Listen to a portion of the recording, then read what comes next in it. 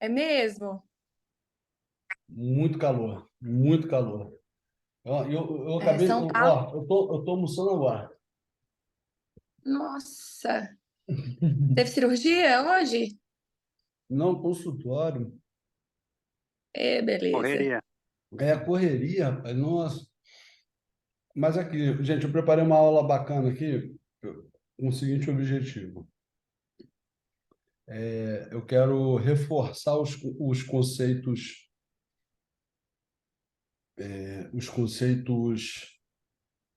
que a gente estudou na parte do ambulatório e reforçar algumas coisas. Deixa eu ver aqui que o Máriozinho e a Natália já estão entrando. Olá, olá, Máriozinho, Natália, bom ver vocês. Fala, pessoal. Beleza? Olá. Então vamos lá, gente. Desculpe o atraso, acabei atendendo até tarde, não tive tempo nem de almoçar hoje. E ó, o foco principal hoje da aula vai ser responder uma pergunta que eu estava falando, acho que foi com a Natália. E sabe aquela coisa que eu fiquei perguntando assim, o que é extração in vivo, ex vivo, lapidação, remoção parcial? A gente vai falar sobre isso. Mas só que antes eu quero fazer um apanhado de pontos importantes que a gente tem que ter consciente tem que ter bem fixado já automatizado na hora de fazer a consulta e na hora de planejar a cirurgia para a gente fixar aquilo, tudo que a gente viu nesses 3 dias do FEL. Então, a primeira coisa que eu quero chamar a atenção é para a questão do diagnóstico. A gente tem aqui uma foto do Tiago, para a gente ver que é um paciente no grau 2 de alopecia androgenética, no estágio Hamilton Norwood. Quando a gente raspou a cabeça dele, a gente encontrou a área de miniaturização, a gente encontrou aqui no topete central as áreas de atriquia focal. Lembra que eu falei que as áreas de atriquia focal são as áreas onde a gente vai concentrar a colocação de folículos em regiões que a gente ainda tem o cabelo terminal, mas também já tem fios miniaturizados, certo? E o conceito de unidades estéticas da face. Isso aqui eu vou pedir para vocês, a gente vai falar muito sobre isso. Isso foi até uma coisa que o Máriozinho perguntou. Isso é muito importante para quê? Para quando a gente fez o diagnóstico da alopecia androgenética, a gente precisa determinar qual área já tem indicação de cirurgia e qual área que é indicação de tratamento clínico. No caso do Tiago, ele tem a indicação de tratamento cirúrgico nas entradas, na linha frontal e também em algumas áreas intermediárias do topete central. Então, como que a gente delimita o terço frontal da cabeça? A borda superior do músculo frontal. O limite posterior é a linha que liga o tragus do lado esquerdo ao lado direito. Então, a gente delimitou aqui a parte posterior e a parte frontal do nosso terço frontal. Eu não vou falar do triângulo temporal, que aquilo que eu falei com vocês é uma área que a gente deixa para reconstruir. Depois que a gente reconstruiu bastante coisa aqui da coroa, do midscalp, porque se eu chegar e reconstruir aqui esse triângulo temporal, o que que vai acontecer? Eu posso faltar folículo para cá. Você lembra aquela conta que a gente fez do Tiago? Foi no Tiago que a gente chegou a contar? Acho que não foi no Robert que a gente contou e eu mostrei para vocês que se a gente fosse reconstruir o triângulo temporal, quanto que a gente ia demorar, né? E no triângulo temporal, sempre lembrando que a gente tem a linha anterior da costeleta, uma linha que sai do tríquium, que é o meio do ponto mais baixo da implantação capilar, ou o ponto mais baixo do músculo, da parte superior do músculo frontal, a gente vai conectar com uma linha, que ela pode ser ou supratragal ou infratragal. A gente viu que quando a gente conecta a linha supratragal tende a formar um triângulo um pouquinho mais alto. E também quando a gente conecta aqui a questão da narina com a pupila e vai formando aqui o triângulo temporal, esse outro lado do triângulo, ele fica mais alto. Se a gente usar aquela marcação da asa nasal, canto lateral, o triângulo temporal ele vai ficar mais baixo. Vocês estão lembrados disso, né? A gente já vai discutir isso. Então, voltando aqui para o nosso triângulo, para o nosso terço frontal, depois, é lógico, se vocês tiverem dúvida, gente, vocês me falam que eu paro, a gente reforça isso tudo, tá? Fiquem à vontade. E aqui, quando a gente vai falar do terço frontal, a gente pode dividir o terço frontal, a unidade estética do terço frontal do couro cabeludo, em entradas bilaterais, a hairline, que corresponde a 1 a 2 centímetros iniciais, logo acima do músculo frontal, e o topete central. Tá? O mid-scalp vai ser a parte da linha que passa posteriormente à hélice, que vai conectar a outra do outro lado, e o tragus anteriormente. Então, aqui a gente tem um mid-scalp no meio da cabeça. Quando a gente vai fazer o terço posterior, eu vou mostrar um desenho aqui que vai ficar mais fácil de vocês entenderem. A gente usa, primeiro, a gente vai falar da coroa. Tá vendo aqui a coroa? E a gente tem uma outra subunidade no terço posterior, que seria esse triângulo de transição entre o mid-scalp e a coroa. Então, forma um triângulo aqui, uma subunidade, e aqui a coroa, outra unidade. Lembrando que a coroa, ela vai começar, sempre lembrando de começar a coroa, a parte mais inferior da coroa vai ser aquela medida que a gente vê aonde está localizado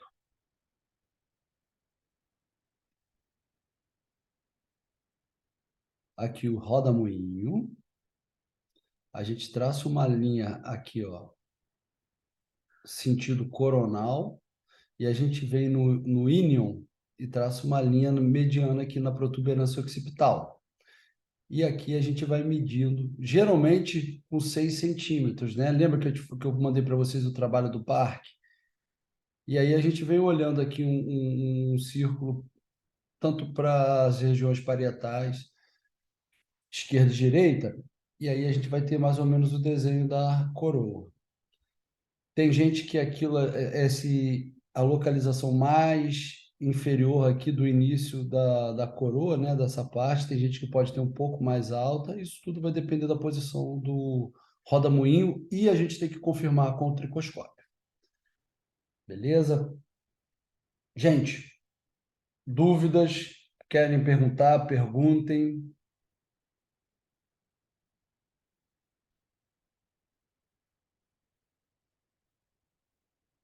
A gente estava aqui. Então, lembrando dessas marcações para a gente revisar aquilo que a gente conversou da parte teórica naquele sábado com a parte prática. E agora a gente vai falar da aula que a gente teve na terça-feira passada de tricoscopia. Então,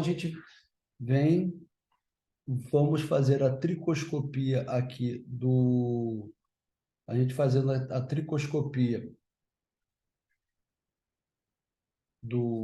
aqui do Tiago, eu fiz a tricoscopia aqui dessa região, aqui das entradas. Então, o que que nós observamos aqui?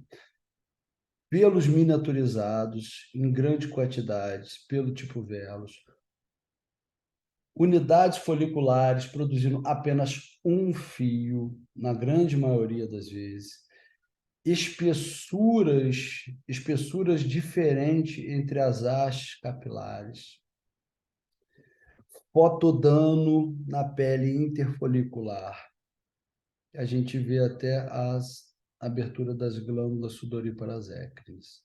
Então, a gente acabou de descrever uma tricoscopia de um paciente com alopecia androgenética no estágio já terminal, que indicaria a cirurgia de transplante capilar. E, deixa eu fechar aqui. E aqui a gente vê uma área doadora, porque eu tenho que examinar a área doadora do paciente para saber se ele pode ser submetido ao transplante capilar. E aqui a gente vê a tricoscopia, onde a gente vê folículos capilares produzindo mais de um fio, espessuras homogêneas, sem anisotricose, sem aquele sinal não tem aquele sinal peripilar. Então, a gente tem uma área doadora saudável aqui no nosso paciente. Então, revisando aqui, temos aqui o nosso desenho daquilo que a gente falou. Reconstruímos a unidade estética do terço frontal. Fizemos aquele degradêzinho aqui, colocando folículos na área onde a gente via que tinha a tríquea focal. E aqui nessa região a gente fez aqui a hairline. E como ele já tinha algumas áreas de hairline nessa região aqui, ó, acabou que eu só fiz uma hairline aqui nessa região. Tanto que a Natália até me perguntou, vai botar só 50? Eu falei, porque a gente só reconstruiu até aqui a hairline dele. E a gente tem aqui. Ele já tinha uns cabelos aqui que a gente reconstruiu. Aqui ele no dia seguinte, vocês podem notar que aqui está com edema, né? Depois a gente vai conversar sobre a questão da anestesia. Mas mesmo assim ele manteve aqui, ó, o músculo frontal contraído, o edema a gente conseguiu segurar nessa região.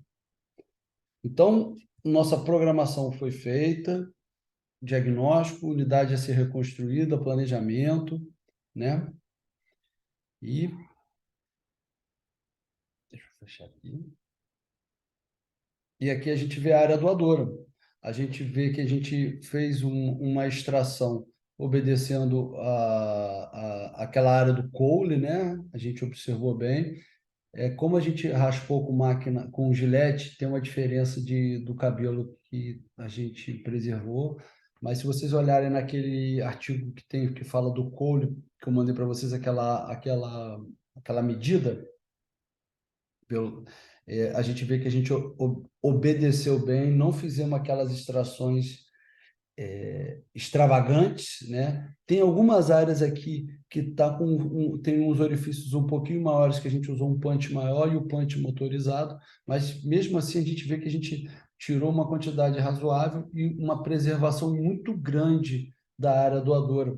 Vocês podem comparar com o que vocês virem ou observarem aí na internet, que o que a gente mexeu aqui, a área que a gente mexeu é muito pequena. E mesmo assim a gente conseguiu ter uma cobertura bem bacana, uma densidade bem legal aqui na área que estava calma.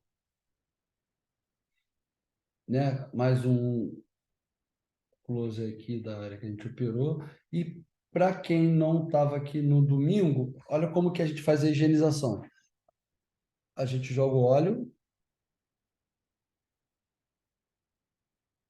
deixa escorrer o óleo. Geralmente o paciente eu peço para ele ficar uns 20 a 30 minutos com óleo, porque o óleo ele vai hidratar os folículos e também vai ajudar a descolar a crosta daquela epiderme da derme da pele e da área receptora. Aí, quando der 10 dias, isso vai soltar mais facilmente. Em seguida, a gente joga essa espuma com clorexidina.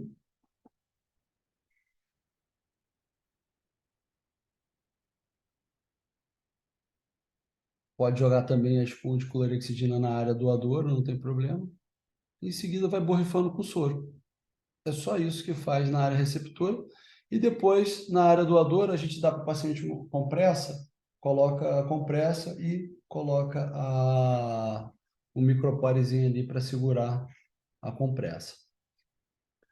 Então, eu fiz questão de gravar, né? Para a gente ver. Então, só interromper aqui um pouquinho. Gente, tem dúvidas, perguntas? Foi um breve resumo aí do que a gente conversou, do que a gente fez aqui na parte prática. Eu fiquei muito feliz com o desempenho de vocês. Fiquei de coração, fiquei muito feliz. A gente conseguiu botar todos vocês para fazerem todas as etapas de um transplante capilar, vocês conseguiram fazer da forma correta. Nenhum de vocês saiu sem conseguir extrair folículo, principalmente com mamba. Ninguém sai, todos vocês saíram sabendo carregar implanter, colocar o folículo com implanter sem incisão prévia, que é a técnica mais difícil que tem. Não, é a segunda mais difícil. A mais difícil é stick and place sem pegar no bulbo. Eu vou ensinar isso para vocês. Vocês aprenderam a lapidar os folículos e a fazer a extração com a pinça da forma adequada. Alguém tem dúvida? Alguém quer perguntar alguma coisa? Quer falar alguma coisa da parte prática?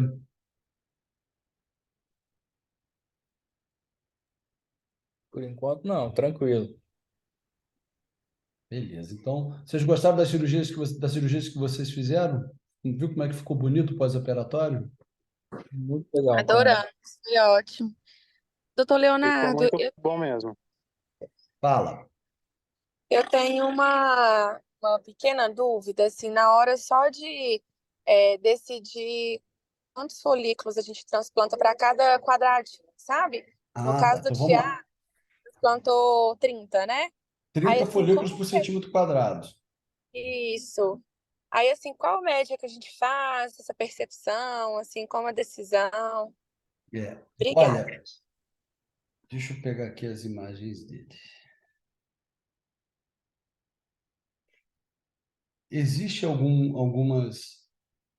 conceitos que a gente tenta transformar de uma forma objetiva, coisas que às vezes vai ter um resultado subjetivo.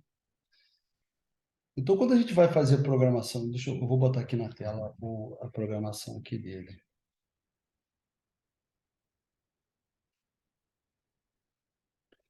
Antes eu tinha feito uma programação para ele de colocar mais folículos do que a gente colocou.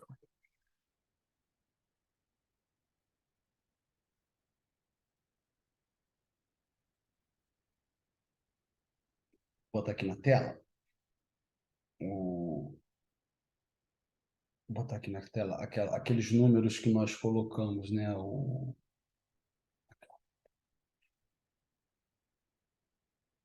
Aqui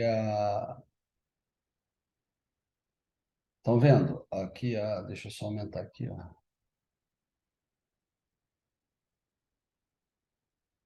Então, a programação inicial para ele era assim: onde está amarelo ia ser 40. Aonde está em verde ia ser 30.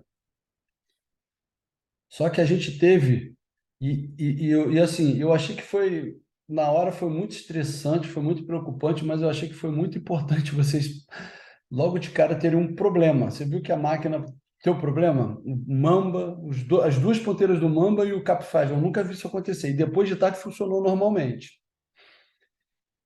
E aí, o que isso acontece? Você começa a ter um problema do que o paciente está acordado, está sem sedação, o anestésico vai durar menos tempo, a cirurgia vai ficar mais longa. E aí você tem que mudar o seu plano. Por que que eu diminuí nessa região aqui? Por que que eu peguei e aonde está em amarelo, eu tirei de 40 e botei tudo para 30, por causa da proporção da quantidade de folículos por fio que ele tinha. A gente pôde fazer essa mudança e diminuir a nossa programação. Vamos lá. Por que que a gente fez isso? Porque, deixa eu só puxar aqui, eu vou puxar um artigo para vocês do DancePack, que é uma definição do Bijan Farjo, que é um cirurgião britânico. Tá aqui. Beleza. Eu vou mandar esse artigo aqui para vocês, que é a pergunta da Thalita. Não, não estava na programação da aula de hoje, mas é uma pergunta que é um conceito que vocês têm que ter muito bem definido. Vocês precisam saber disso. Deixa eu mandar aqui para vocês na. Vou mandar aqui para vocês na.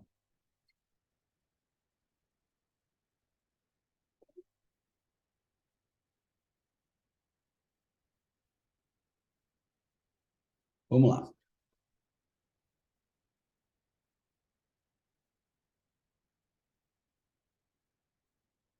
Salvar em arquivos.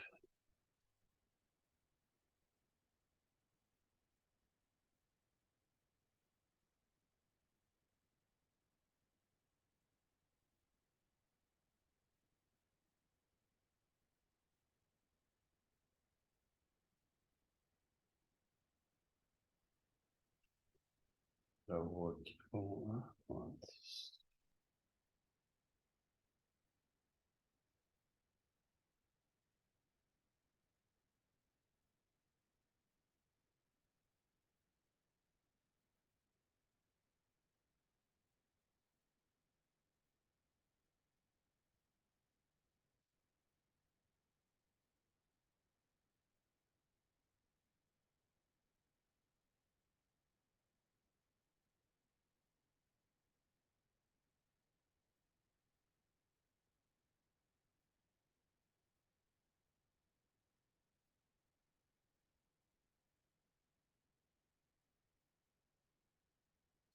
Está de... Tá, vou mandar no grupo, mas vou mandar por um.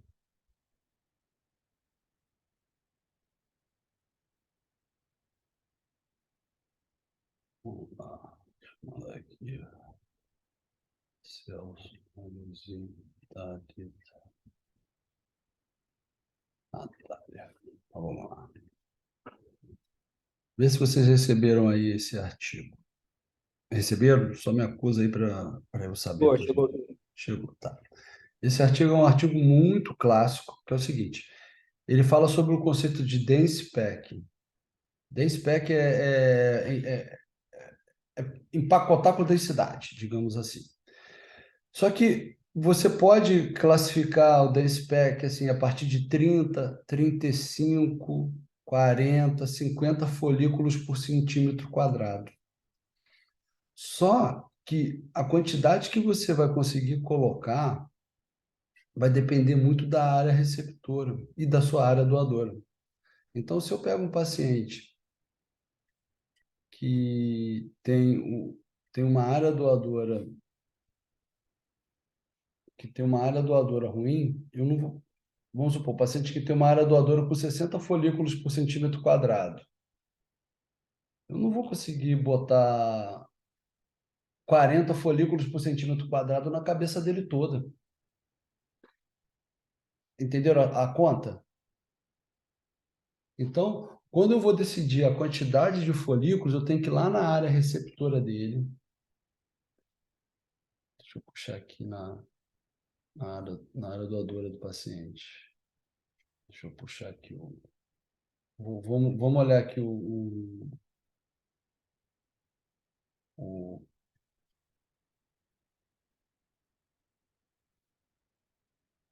vamos lá. A gente tinha contado, tinha dado mais ou menos aqui. Vocês estão vendo aqui, ó, como está pausado. Vou interromper o compartilhamento.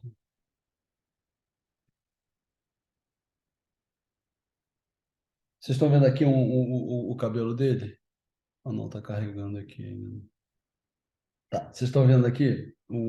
Estamos, o quadradinho, né? É. O mais quadrado. Aham. Se a gente contar aqui, vai dar em torno de uns 90 folículos aqui. E tudo folículo com mais de 3x. Numa área que ele tem grande. Então, assim, eu posso botar em torno de uns 40 folículos por centímetro quadrado na região anterior dele.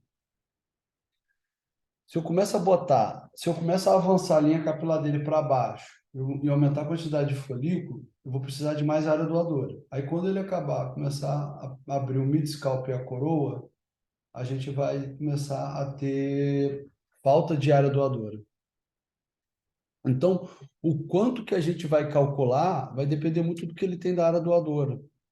O, existe um conceito que é o seguinte: para a área doadora ficar rarefeita, isso daí não tem nenhum estudo, mas eu já ouvi isso de alguns cirurgiões em congresso. Você teria que diminuir 50% da sua densidade capilar na área doadora. Então, se você começar a tirar mais de 50% da sua área doadora, você vai começar a ficar com a área doadora rarefeita. Aí você vai ter que entrar num consenso com o paciente para você falar, olha, para você ter cabelo, você vai a sua área doadora vai ficar comprometida. E aí pode acontecer uma situação como essa daqui que aconteceu com esse paciente meu aqui, ó.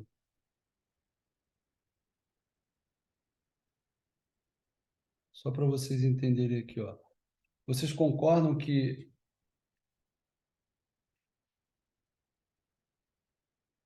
é muito difícil eu chegar e falar assim, vou botar 50 folículos por centímetro quadrado. Se vocês olharem as duas marcações do lado esquerdo, ó, essa marcação aqui, essas duas áreas doadoras aqui tem uma área doadora boa, mas olha essa daqui. Então, eu não vou conseguir dar uma densidade alta nesse paciente, porque a área doadora dele é comprometida. Não tem tanto folículo para doar. E, Thalita, não tem uma fórmula mágica, entendeu? Não tem assim uma fórmula, uma coisa bem definida. Vamos fazer assim, vamos fazer assim. Você começa a olhar a área doadora e pensa assim, olha, eu não posso tirar 50% disso daqui. Eu já fiz em alguns pacientes, eu já cheguei em alguns pacientes chegar, medir a área doadora toda, sentindo, dá um trabalho do caramba. Mas geralmente a gente faz por. Aqui, ó, esse paciente aqui, ó. A gente faz por uma aproximação, digamos assim. Então, olha. Não, poxa. Eu não tenho como chegar para falar assim para você, olha, vamos botar 50 por folículo por centímetro quadrado, vamos botar 30, 40, porque vai entrar numa outra questão. Vai depender da área doadora. Aqui, ó. Entendi. Então, assim, você tem mais ou menos uma média, assim, que você já calcula, né? 20, 30, 40, 50. E aí, de acordo com a área doadora, ali, você calcula o que que você É, pode fazer naquele caso, né? é. Porque raciocina comigo, eu vou botar 50 folículos por centímetro quadrado, mas a área doadora do paciente é a média de um fio por folículo. Eu vou botar 50 folículos com um fio. Se eu Entendi. pegar 25 folículos de dois fios, eu vou ter a mesma quantidade de fios na área que eu vou colocar, entendeu? E aí, às vezes, a quantidade de folículo não quer dizer muita coisa, porque, na verdade, no final das contas, vai depender da quantidade de fios que tem no total. Entendi. Você conta mais, fio, cada fio ou unidade folicular lá, assim, Eu conto, porque a gente vai ter uma média, fio com um, folículo com fio, com dois e com três. Você lembra que as meninas estavam separando? Lembro. Só que, na Aham. verdade, quando começou a separar, viu que tinha mais de três, né? Então a gente acabou botando ali no meio. Então acaba contando por fio mesmo, né? Assim, É, mesmo do mesmo hoste saindo três, aí a gente conta três, por exemplo. exato. Você tem que ter essa conta, por quê? Na hora que você for colocar, você vai ter assim, olha, eu tenho 1.000 fios, 1.000 folículos, eu tenho 100 de um, 400 de dois e 500 de três ou mais. Aí eu tenho que fazer uma proporçãozinha para isso aí ficar numa densidade semelhante na hora que a gente for distribuir nos quadradinhos. Entendeu? Entendi. Entendi, doutor Leonardo. Obrigada, viu? Ó, esse paciente aqui, ó, olha o tamanho da área. A área receptora dele é muito maior do que a área doadora. E a área doadora dele, vocês veem que não é tão densa. Aí a gente cobriu a metade da cabeça dele e a área doadora ficou preservada. Ficou uma densidade semelhante, né, um pouquinho mais cheia que a da área, a área doadora ainda continuou um pouquinho mais cheia em relação à área receptora, mas a coroa não estava preenchida. Ele virou para mim e falou assim, doutor, eu quero fazer a cirurgia na coroa. Eu falei, olha, a sua área doadora vai ficar rarefeita, vai ficar comprometida. Você aceita? Ele falou, aceito. Então a gente foi lá e fez. Cobrimos a cabeça dele toda. Ele fez micropigmentação na área doadora, até porque a área doadora dele é mais rala ainda, só que ele tem uma micropigmentação. Ele tem micropigmentação aqui tudo, olha. Aqui tudo tem micropigmentação na área doadora dele. Entendi. Então é bem mais rala. Então Alpamivro, a gente fez uma pode ser. homogeneização e assim, ao invés de ter na cabeça dele ficou melhor ele ter a cabeça rala, mas com cabelo, do que ter só aquela faixa densa de cabelo atrás. Tem paciente que não vai aceitar isso. Mas, por exemplo, tem paciente que vai ter uma área doadora, igual esse paciente que eu gosto de mostrar o caso dele. Que, inclusive, a gente deve botar ele. Sabe o que a gente vai fazer com esse paciente? Quando a gente tiver o módulo com extração de barba, a gente vai pegar. Esse cara tem muita barba. A gente vai aumentar a densidade da cabeça dele todo com o pelo da barba. Vai ser um módulo só de tirar cabelo da barba. Vocês vão ver como é que é difícil. Aí a gente vai. Assim, a gente vai, cobre, dá muito mais cobertura, né, do que aquele outro paciente. E aí a gente vai aumentar essa densidade da cabeça dele todo com o pelo da barba. Então, assim, o quanto que a gente consegue cobrir vai depender da área doadora. E é uma matemática difícil. Agora, deixa eu voltar aqui. É, Eu estava mostrando, não estava, gente? Agora eu fiquei na dúvida se eu tirei, estava mostrando o paciente, não estava? Tá, você estava Tá, mostrando o Thiago. isso. Tá, agora vamos voltar aqui para aquela. Porque ficou uma dúvida daquele conceito de unidade folicular e, e vamos lá. Isso foi até, eu cheguei até a puxar esse assunto, que é um assunto bem interessante. Então, assim, tem, tem uma, tem a nomenclatura da Sociedade Internacional de Cirurgia de Restauração Capilar, que ele define unidade folicular a partir de um artigo do Reddington, que é um médico que ele falou, foi o primeiro a definir unidade folicular do couro cabeludo, consiste de 2 a 4 folículos terminais e um ou raramente 2 folículos velos, com lóbulos sebáceos associados, inserção do músculo eretor do pelo, os folículos terminais. Nos níveis dérmicos superficiais, os canais foliculares podem se unir ou não, embora seja comum encontrar 2 ou 3 fios de cabelo dentro de um único canal ao nível do infundíbulo. Lembrando que um fundíbulo, lembra na aula de histologia, a gente tem um infundíbulo, o istmo e o segmento inferior. O infundíbulo é a parte superior do folículo, que está acima da abertura, fica entre a abertura da glândula sebácea e a superfície epitelial. O folículo velos da unidade folicular pode permanecer separado ou estar unido ao infundíbulo confluente dos folículos terminais. Eu acho que ele falou coisa demais e tentou colocar um monte de coisa junto, mas na verdade não acontece muito isso, né? Como a gente viu, a gente tem algumas variações. E aí, mas de qualquer forma, essa é a definição que é a clássica de unidade folicular. Então, o que a Sociedade Internacional chamou de grupo ou família folicular? É quando você tem folículos estejam saindo um ou mais fios do mesmo ósseo, mas que estão próximos entre si. E essa proximidade é devido ao músculo eretor do pelo, que antes achava-se que o músculo eretor do pelo era um para cada folículo, mas depois dos estudos do Emmanuel Poblet, viu que um mesmo músculo eretor do pelo tem conexão com vários folículos. e de repente é por causa disso que tem a proximidade entre folículos, por mais que tenham ósteos separados, infundíbulos separados, as hastes capilares, mas eles estão próximos, que a gente consegue ver isso, né? Como a gente olha, a gente consegue ver a gente consegue ver aqui, né, nessa imagem que está em amarelo, a gente vê vários folículos próximos um do outro. Então, isso seria um grupo ou família folicular. E aí entra uma situação que é o seguinte, que a gente identifica que tem folículo que está saindo do mesmo infundíbulo, do mesmo ósseo, mas eles estão separados, apesar de estarem próximos. Então, a gente tem uma unidade folicular perto de outra unidade folicular, formando um grupo ou família folicular. E a presença essa separação de infundíbulo, que tem essa pele separando o ósseo entre esses folículos, né? Como a gente vê aqui, ó.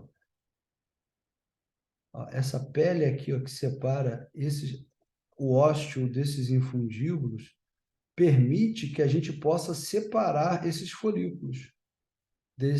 E aí a gente vai fazer o que é a chamada remoção parcial de unidade folicular. Então, de um lado, a gente vê o que está em amarelo é uma família folicular ou grupo folicular, e do lado esquerdo a gente vê unidades foliculares separadas de outras unidades que compõem uma família ou grupo folicular. E aí, se a gente imaginar que o que está em amarelo é um punch,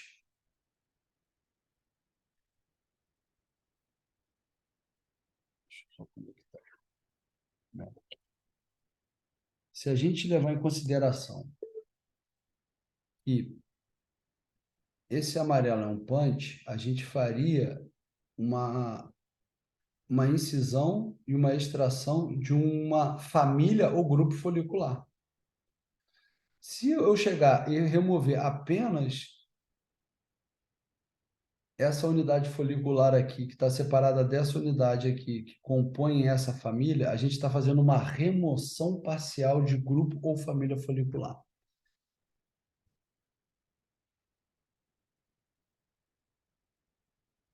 Aqui a gente está vendo um alinhamento, vamos fazer uma remoção total.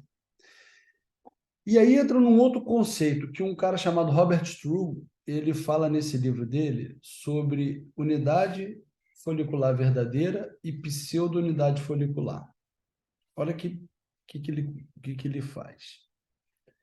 Ele considera uma unidade folicular verdadeira quando a quantidade de fios sai pelo mesmo ósseo. Está vendo aqui, ó, à esquerda? Você tem 3 fios saindo do mesmo infundíbulo, da mesma abertura do folículo. Quando você vê aqui do lado direito, a gente tem 2 folículos, só que saindo de infundíbulos separados. Como a gente pode ver aqui, ó, existe uma separação na abertura do folículo, na pele, então existe uma epiderme e uma derme separando esses fios. E aqui a gente tem uma situação interessante, olha, a gente tem uma pseudo-unidade folicular, aqui ó, com um fio, e aqui a gente tem uma unidade folicular verdadeira com 2 fios, sendo que um aqui, ó, ele é telógeno ou catágeno, está aqui, ó, mas eles saem do mesmo ósseo, tá vendo? Olha, sai do mesmo ósseo. Então, baseado nisso, o que a gente leva de prática? O que isso influencia na nossa cirurgia? Aqui a unidade folicular verdadeira, né, com os fios saindo do mesmo infundíbulo, da mesma abertura folicular, e aqui uma pseudo-unidade folicular, aonde você tem 2 folículos emergindo na pele por ósseos diferentes e com uma separação de pele entre eles. Então, o que isso mostra para a gente? Que eu posso pegar esse grupo folicular e separar, fazer uma unidade folicular com um fio e uma outra unidade folicular com 2 fios.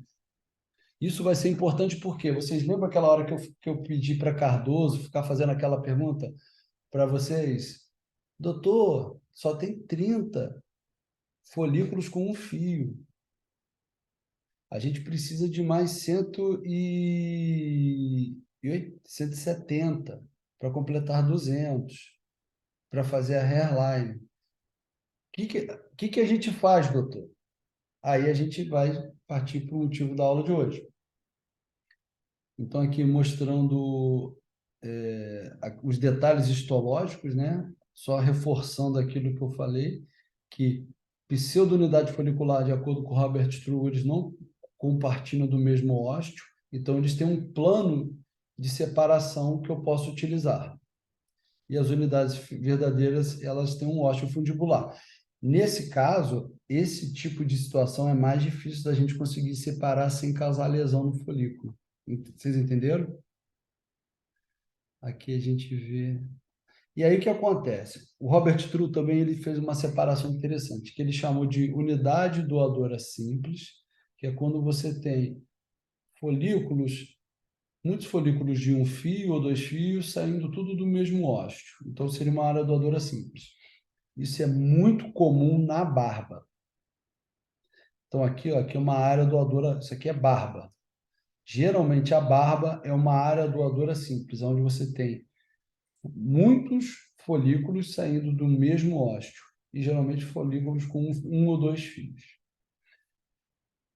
Ele classificou como uma área intermediária, essa área aqui, por exemplo, a gente pode considerar como área intermediária, aonde você tem folículos com mais de um fio saindo do mesmo ósseo, ou seja, bastante folículos verdadeiros, mas você também tem pseudo-unidades foliculares. Então, assim, é meio um pouco 50% unidade folicular verdadeira, 50% pseudo-unidade folicular. E você pode ter também uma unidade complexa, aonde a maioria dos folículos eles possuem pseudo-unidades foliculares, entendeu?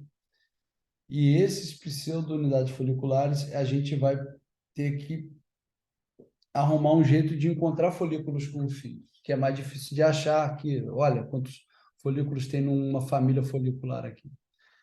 Então vamos dar uma olhada na tricoscopia do aqui ele explicando, né, que a unidade folicular complexa ela tem muito pseudofolículo, então eles têm mais possibilidade de fazer remoção parcial da família folicular ou grupo folicular sem fazer transecção. Quando você tem uma unidade, uma área doadora que já é que ela não é complexa, que ela seja intermediária, você tem que observar muito bem se você vai fazer uma transecção parcial ou se você vai fazer uma remoção parcial ou se você vai fazer a remoção total. Por quê? Quando você tem uma unidade folicular verdadeira, o ideal é você fazer a remoção total daquilo ali, porque vai sair tudo do mesmo ósseo. Se você quiser fazer uma remoção parcial, você pode fazer uma transecção. Quando você tem a pseudounidade folicular, você tem aquela pele que serve como plano de clivagem, você pode fazer remoção parcial. Aqui é a área doadora do Tiago, vou dar um zoom aqui. Gente, vocês podem ver, praticamente é só pseudounidade folicular que ele tem. Vocês concordam? Concordam, não concordam, discordam? Sim, concordo. Concordo. Então, o que a gente pode fazer? A gente pode fazer a remoção parcial em vivo. O que seria a remoção parcial em vivo? É aquilo que eu fiquei tentando explicar para vocês. Eu acho que vocês entenderam, mas eu queria chamar a atenção que agora com essas imagens eu consigo explicar melhor. Então, ó, remoção parcial em vivo. Olha essa unidade folicular aqui. Essa família folicular aqui, olha. Eu vim aqui, ó, removi 2, vou remover mais 3 aqui e vou deixar o do meio.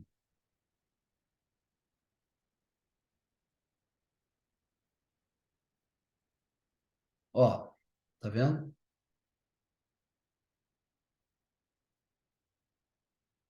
Eram, era isso tudo aqui. Eu removi 2 unidades foliculares em vivo, fiz uma remoção parcial e ainda deixei um folículo aqui na área doadora. Peguei, aqui eu usei punch de 0,8. Eu poderia ter pegado um punch de 1,0 ou um outro maior e remover isso tudo junto. E aí eu ia remover o grupo folicular todo. Mas a gente fez uma separação em vivo. Eu tirei 2. Desses 2 aqui, eu posso levar e lapidar eles e fazer de um, entendeu? Mas aí qual é o conceito? Eu fiz a remoção parcial em vivo. Então eu poderia, quero um folículo de um. Eu podia vir aqui, ó, e fazer uma remoção parcial de um folículo aqui.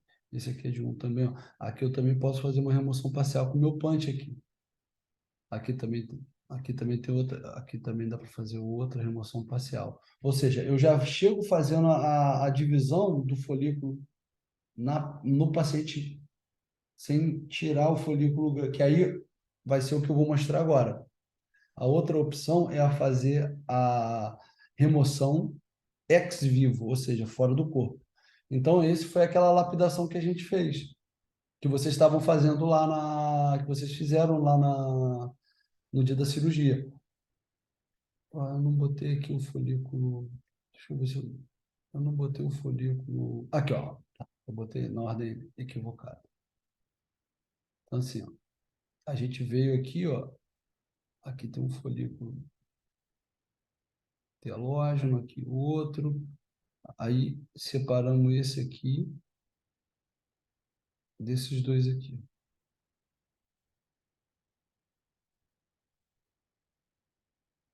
E aí a gente teve, tá vendo? A gente teve um folículo aqui com.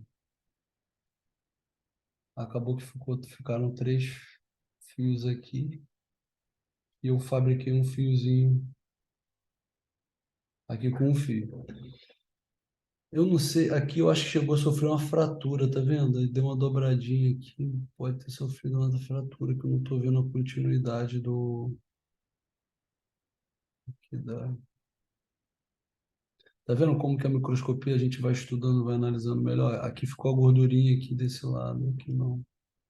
Mas, de qualquer forma, a gente fez uma remoção parcial de unidade folicular ex vivo. A gente fez. Algumas pessoas chamam de lapidação. Eu gosto de chamar de lapidação quando eu vou vir aqui, ó, vou remover essa derme, vou remover uma gordura a mais, vou remover uma transecção parcial. Eu gosto disso de chamar de lapidação.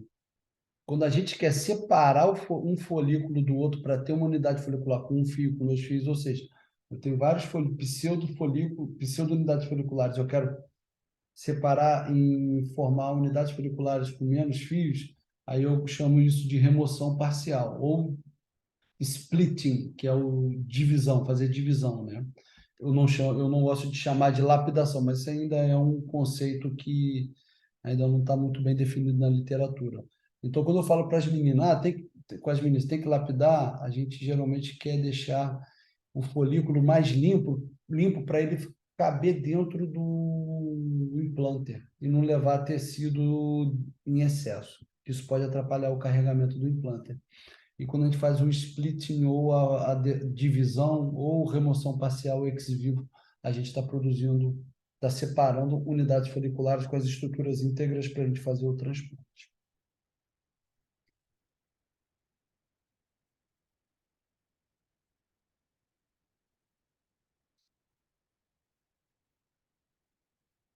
Então é isso, gente.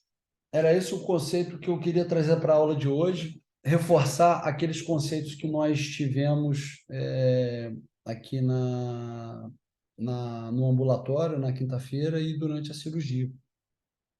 Eu queria também chamar uma atenção para um item que é o seguinte: anestesia. Anestesia. Então, eu vou trazer aqui só uma coisinha rápida para falar de anestésico, que os problemas vão acontecendo, as dificuldades vão acontecendo e a gente tem que ir se adaptando. Então a gente usou a lidocaína, que a lidocaína, a gente pode comparar a lidocaína como se fosse os corredores de 100 metros rasos, né? Ela tem um início curto ela começa a agir rapidamente e tem uma curta duração. A gente tem a bupivacaína, que seria aquele ultramaratonista, né? Aquele que demora para começar a agir, mas tem uma durabilidade de ação maior. E a gente tem a Hope, que seria o intermediário, que seria como um jogador de futebol, que ele consegue correr por mais tempo, mas também ele dá os sprints, né? Então eu gosto de usar essa imagem para fixar bem o conceito dos anestésicos locais e os mecanismos de ação. Medicamentos adjuvantes na anestesia local, a gente viu que o paciente, no segundo dia principalmente, ele sentia muita dor. E eu acredito que você fazer duas cirurgias, dois tempos, um dia após o outro, longos, isso daí aumenta a adrenalina do paciente, aumenta a pressão arterial, aumenta a frequência cardíaca, consome mais o paciente. E a gente pode usar alguns medicamentos adjuvantes na anestesia local, que é usar a adrenalina para que o anestésico fique mais tempo na área que a gente infiltrou, e o bicarbonato que ele diminui a dor na hora de infiltrar. Eu não gosto muito de usar bicarbonato, porque eu já tive umas soluções que precipitaram, tive que jogar fora o anestésico, e depois eu vi que a dor não era tanto, não melhorava tanto assim, então eu tenho as minhas restrições ao uso do bicarbonato. Mas a adrenalina a gente sabe que ela segura bem, principalmente se a gente for fazer anestesia em campo. O que a gente tem que tomar cuidado com os anestésicos locais? Geralmente, o grande problema que dá anestésico local é a reação vasovagal. É a dor, é o desconforto, o paciente começa a sentir dor, começa a fazer resposta vasovagal, faz uma vasoplegia, uma vasodilatação, e aí pode ter síncope, ele começa a ficar, que vai desmaiar, sentir que vai desmaiar. Então, geralmente isso que acontece, aquela sudorese fria, igual às vezes parece com hipoglicemia. Então, geralmente, quando o paciente tem as intercorrências que eu tive aqui, geralmente foi reação vasovagal em paciente que faz a anestesia sem sedação. Eu não gosto de fazer sedação venosa, porque eu já tive paciente que fica agitado e é um problema para você conseguir resolver isso, paciente quando você usa sedativo oral. Então, eu também prefiro não fazer, eu gosto de fazer com um paciente com um anestesista. Intoxicação anestésica geralmente acontece quando infiltra muito. A gente usou bastante anestésico aqui, eu fiquei calculando, a gente passou perto da dose tóxica. Então, é uma coisa que a gente tem que tomar cuidado quando a gente vai fazer sem sedação, porque a gente acaba passando perto da dose tóxica. Reação alérgica é raro, tá? É raro ter a reação alérgica, e é mais comum ter a reação alérgica com os anestésicos que têm a ligação dos ésteres, que aí é procaína, tetracaína, que eles têm um metabólito que é o PABA, que geralmente é ele que causa reação alérgica. Então, na metabolização dos ésteres, dos anestésicos de base éster, eles têm esse risco. Mas às vezes a gente pode ter também a reação alérgica ao conservante dos anestésicos que tem um ligante amida, como a lidocaína, a ROP e a bupivacaína, que às vezes você tem alguns conservantes que podem ter uma molécula semelhante ao PABA e acontecer essas reações alérgicas, devido ao conservante, não exatamente, não especificamente ao anestésico. E a intoxicação por adrenalina é o seguinte: às vezes, se você usar muita solução com adrenalina ou uma solução muito concentrada, o paciente pode absorver isso. Se o paciente tiver doença coronariana ou problema cardíaco, ele pode precipitar um infarto. Tem raros relatos, mas eu não encontrei nada na literatura em relação a infarto e pacientes com cirurgia de transplante capilar. Mas isso é algo que pode acontecer, especialmente se o paciente também, se ela junto, o paciente está sentindo dor, está com a pressão alta, está taquicárdico, você vai lá, joga adrenalina, aí você tem um efeito alfa da adrenalina de frequência cardíaca, quer dizer, você tem o efeito alfa de vasoconstrição, mas você pode ter aqueles efeitos beta de aumentar a frequência cardíaca. Se eu não me lembro, o beta 2 ou beta 1. O beta 1 acho que é aquele que dilata os. Depois eu vou ver isso com calma. Você dilata os alvéolos e o outro, beta 2, ou se é o oposto, não sei direito de cabeça assim, você aumenta a frequência cardíaca. Aí você vai aumentar o consumo do miocárdio, para se tiver doença coronariana, você pode precipitar um infarto. Tá? Aqui é só uma abordagem para fazer, para abordar o, a reação alérgica. Tratamento de complicações é uma aula à parte que depois eu vou dar para vocês também. Vou até convidar o meu anestesista para a gente conversar sobre isso, como que faz em caso de intoxicação anestésica e tudo, mas é um assunto muito denso e a gente já falou muita coisa já. A gente já está mais de quase, vai dar quase uma hora aqui de aula e a gente já mesclou bastante assunto, eu não vou confundir muito mais a cabeça de vocês. Eu queria. Agora eu vou abrir para vocês tirarem mais dúvidas, para vocês perguntarem. Se quiser, eu volto aqui o slide, o PowerPoint das unidades estéticas, daquilo que a gente conversou.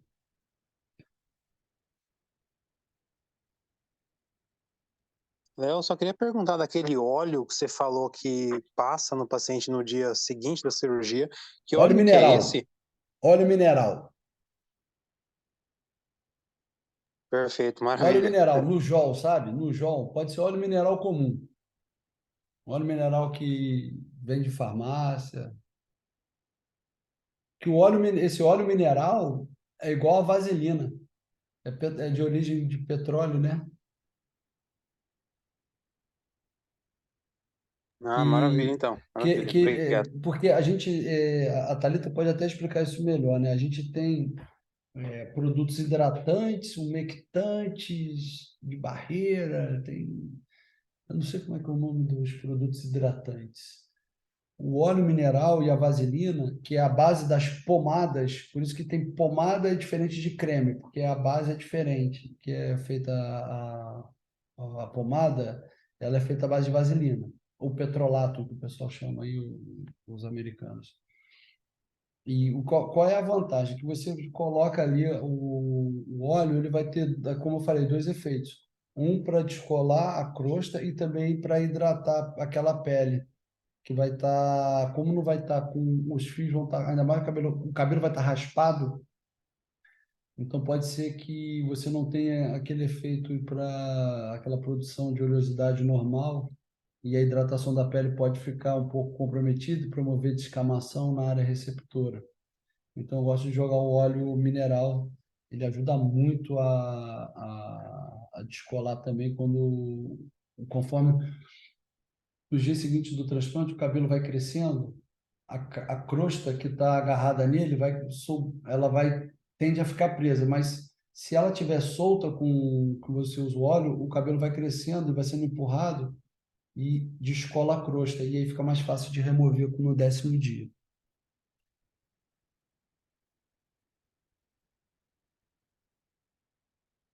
Alguém tem mais alguma pergunta? Ô, Léo, Oi. quando você faz a sedação, o paciente nunca acorda reclamando de dor, Não. porque você faz a sedação com anestesia local, ele nunca fala, ai, senti, não, você não É, percebe isso. o que acontece? O paciente, ele sedado, ele sente a dor, mas ele não toma consciência, ele tem uma amnésia por causa da sedação. Quando acaba o efeito do anestésico e eu não repico a dose, vamos supor, fui lá, fiz um bloqueio supraorbital. Aí estou colocando folículo aqui na região frontal. Aí acabou o efeito do anestésico. O paciente vai sentir dor e ele vai referir dor. E aí, sabe o que acontece? Começa a aumentar a pressão arterial, frequência Uhum. cardíaca. Aí o anestesista fala, Léo, ele está sentindo dor. Aqui com o papai. São seus parâmetros. Então aqui, ó, assiste com o papai. Vem cá assistir. Oh, meu Deus. O, Vários. Antes do paciente se tornar consciente, ele começa a sentir dor e ele tem sinais de que está sentindo dor. Aí o meu anestesista me avisa, olha, ele está sentindo dor. Porque aumenta a frequência cardíaca e a pressão arterial. Sim, Mas quando está sedado, ele não lembra. A grande ok. maioria das vezes não lembra, não, porque a sedação venosa, pelo menos o Rafa comigo, ele tem uma mão boa para paciente acorda, não lembra de nada. Ai, que Quer bom. dizer, de nada. Às vezes ele lembra, sabe de quê?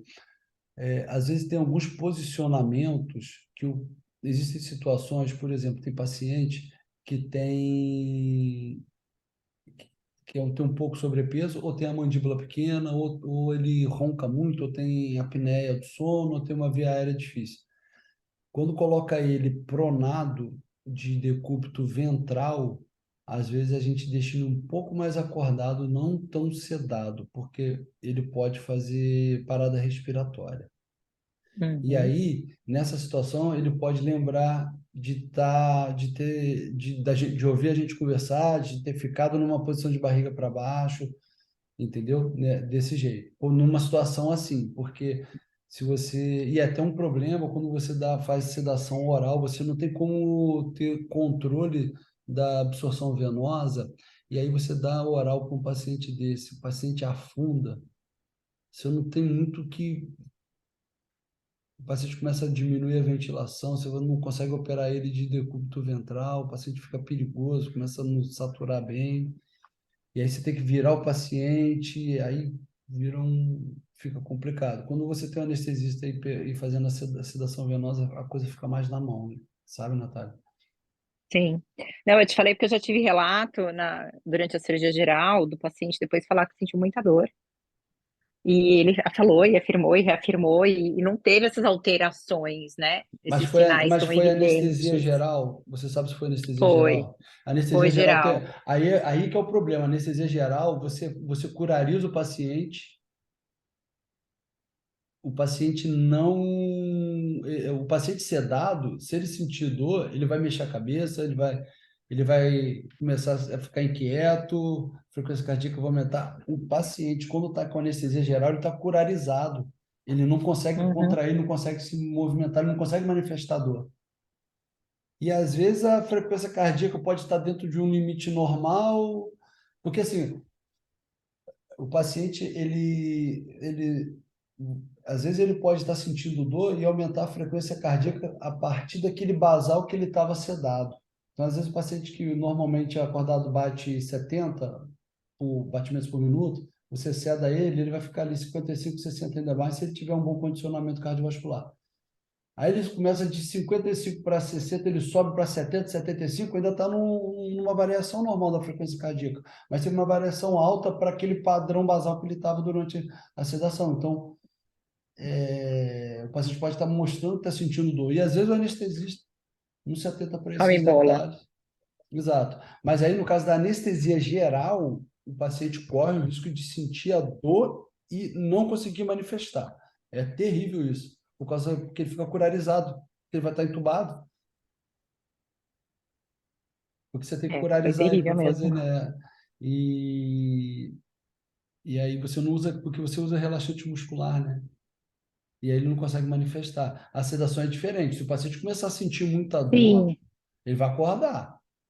Uhum, Uma hora ele acorda. Aí, igual aquilo que eu te falei, ele começa a manifestar sinais, e aí, se você não resolver, você continuar fazendo ele sentir dor, ele vai acordando.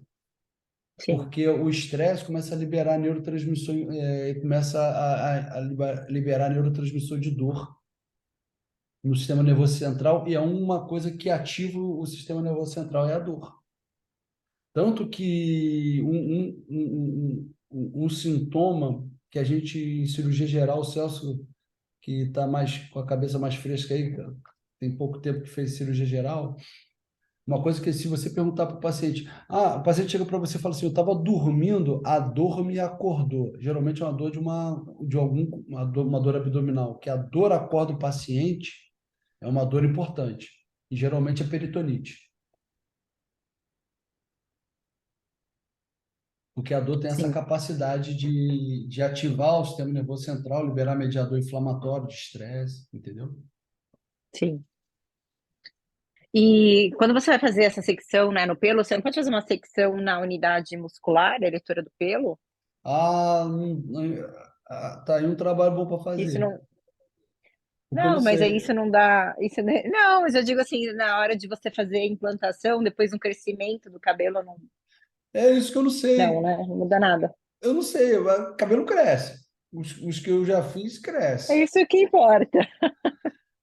Se vai É, crescer mais para cima, mais para baixo, aí não importa. porque assim, se você for olhar em tese, você cortou o músculo em algum nível. Se você separou ali aquelas pseudo-unidades foliculares que estão formando aquela família folicular, você separou. Agora, se vai ocorrer a regeneração, é até uma pergunta interessante. Porque, por exemplo, se o músculo eretor do pelo não for regenerado ou se ele for transplantado junto, em tese ele vai perder a capacidade de fazer ficar eriçado, né? Aí a gente tem que ver se Uhum. se o cabelo transplantado ele arrepia ou não. Tá aí uma coisa É interessante. verdade. Eu vou ver se meu cabelo fica arrepiado. Vou Mas começar a eu vou ser sincera, eu reparar. não vi Não sei se nenhum, eu não meu vi cabelo é nenhum, arrepiado. Vou ver se meu eu não cabelo. vi Se uni, o... não é, eu não vi Não, porque a unidade sua pergunta muscular tem total nenhuma no lógica. folículo. A sua... Sinceramente, mas também, sinceramente, eu também não vi o músculo ali. Em Não dá nenhum para ver, eu momento eu nunca consegui vi. identificar. É, não O vi. músculo você só consegue ver por imunohistoquímica ou alguma Sim, coloração específica para músculo, sabe? Para músculo liso. Então tem que. Aí teria que fazer algum preparo, alguma coloração específica para identificar o músculo. Mas seria um trabalho interessante a gente pegar um folículo desse e levar para fazer uma coloração e olhar na lâmina. ia ser bacana.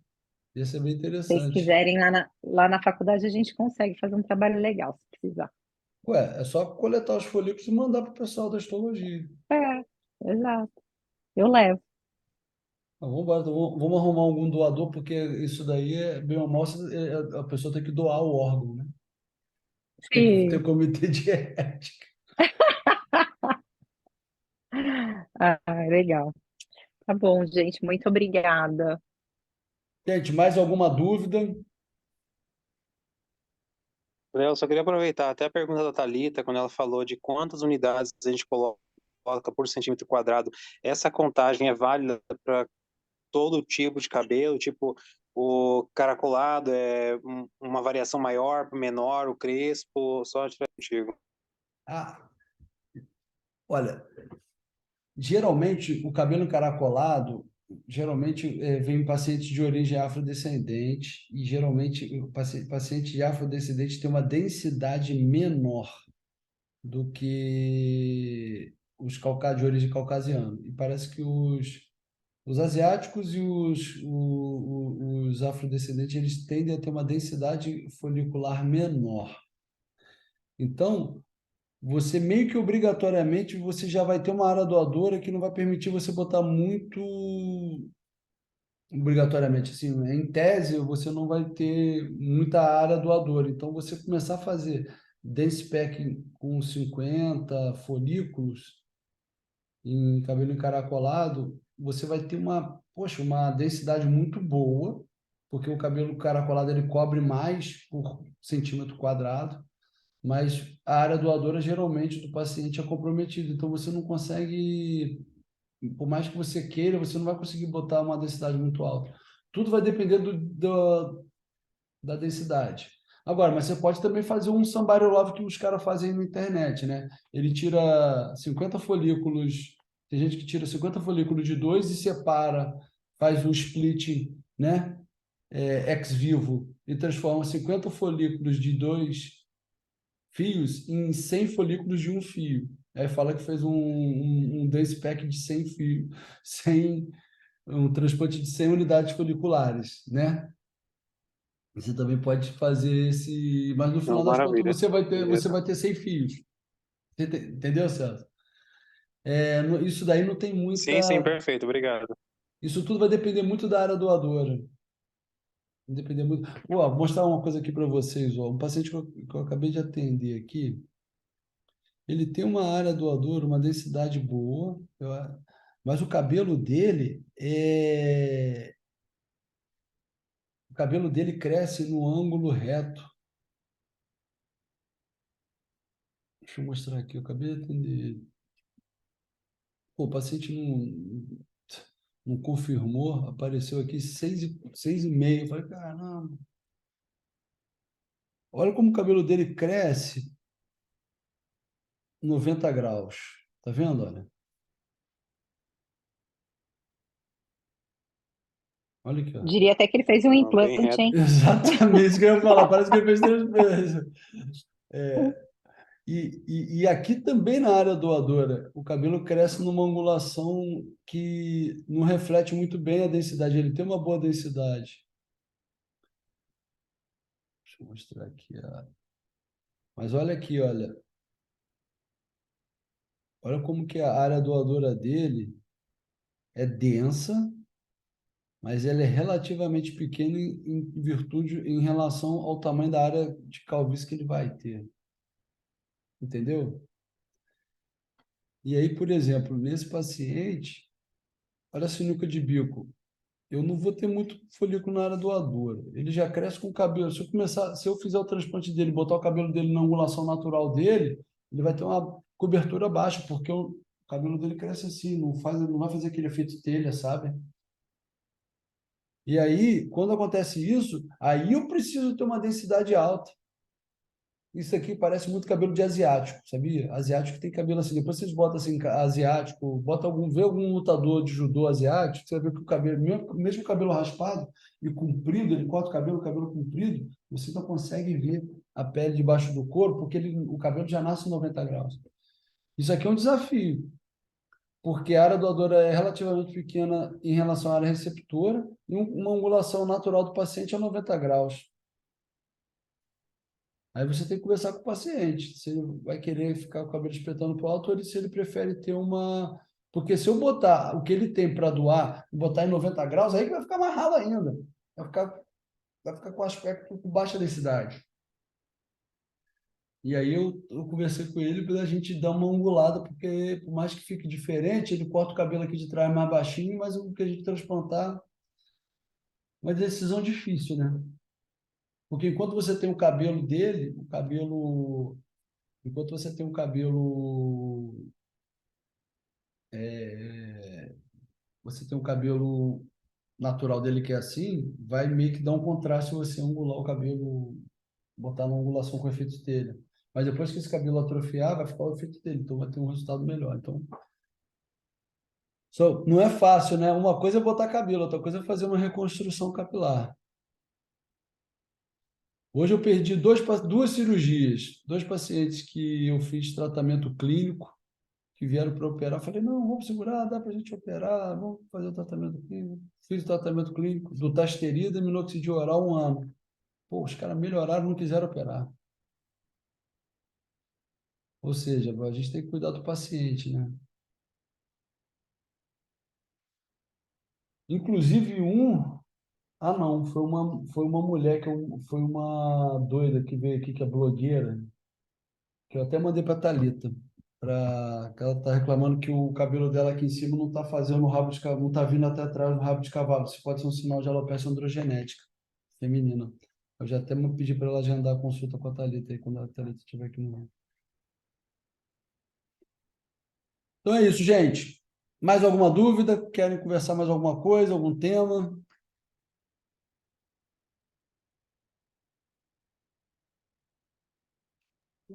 Tudo certo, tudo certo. Então, beleza, gente. Então tá bom. Semana que vem tem mais. Amanhã tem reunião científica. Quem quiser comparecer vai ser bem-vindo. Eu ainda nem sei o que a gente vai conversar nessa reunião científica de amanhã, que é tanta correria. Mas aí a gente tem lá. E estou à disposição. Se vocês tiverem qualquer dúvida, é só me chamar. Tá bom? Ed, brigadão. Ed, ó, Obrigado, tô pintando gente. unha de Maravilha, gato. Léo, obrigadão, Léo. Um abraço. obrigada. Obrigado, gente. Até Esperando aqui mais. quinta-feira. Beijo. Combinado. Até mais, gente. Fica com Deus. Beijo. Tchau, Léo. Fica Até com mais. Deus. Tchau. Um abraço, até mais, tchau, tchau. Tchau.